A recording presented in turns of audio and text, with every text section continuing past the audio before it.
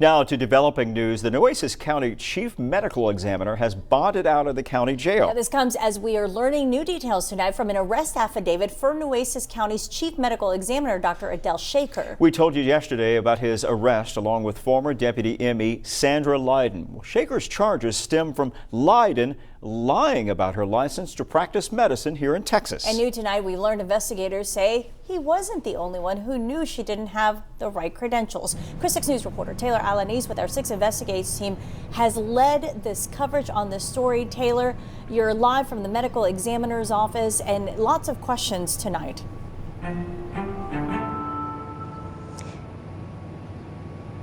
Yes, Katia, the chief ME, the arrest of Adele Shaker, and the second arrest of Sandra Lyden in the last month by the Texas Rangers all stemmed from a lie that trickled all the way down to the county's human resources director. A Texas Ranger claims in an arrest affidavit that Chief Medical Examiner Adele Shaker, Nueces County Human Resources Director Julie Guerra, and an ME office administrator all knew former Chief Deputy ME Sandra Lyden was not licensed to practice medicine in Texas when she was hired and performing autopsies during her 40 days of employment. We want to give you an opportunity. We showed up to Commissioner's Court to get a comment from Guerra, and she refused. Investigators say there are several emails between the four proving that. In those emails, Lyden makes it clear she still did not have that license.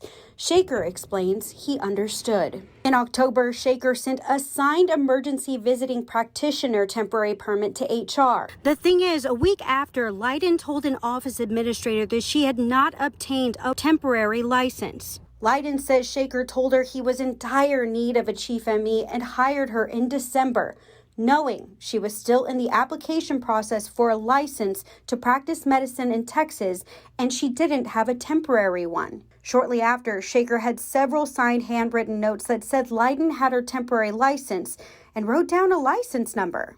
Investigators later checked the Texas Medical Board's website. That number did not exist. Again, this is all according to an arrest affidavit. In a text message, Lyden tells Shaker that she was trying to, quote, stall after an office administrator asked Lyden for her license. Shaker fired Lyden in January after an investigation into the medical examiner's office began. At the time, he told investigators that he was under the impression that she had a temporary license. The allegations from the affidavit clearly state he was lying. Lyden performed 30 autopsies while working for Nueces County. And in this affidavit, Lyden told investigators that actually before they questioned her in January about an autopsy she performed, that Shaker and an office administrator asked her to lie and say that Shaker assisted her with an autopsy when he didn't. Pat, Katia? So many allegations right now, but so many things coming to light also. So Taylor, what happens now? How is the county handling all of this?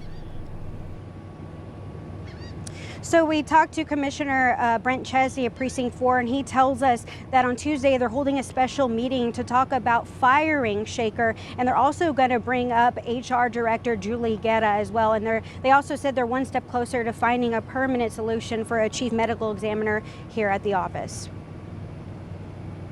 Staying on top of the story, Taylor, thank you so much. Well, now, let's break down those charges against Shaker and Lyden. Dr. Shaker is charged with 17 felony counts of practicing medicine. They have to do with undermining or trying to undermine the medical licensing exam process. Those counts totaling $850,000 bond. So now in total, Lyden faces 7 counts of tampering with a government document, 13 counts of Medical Practice Act with financial harm, and 1 count of misrepresentation regarding enticing to practice medicine. Her counts totaling a $650,000 bond.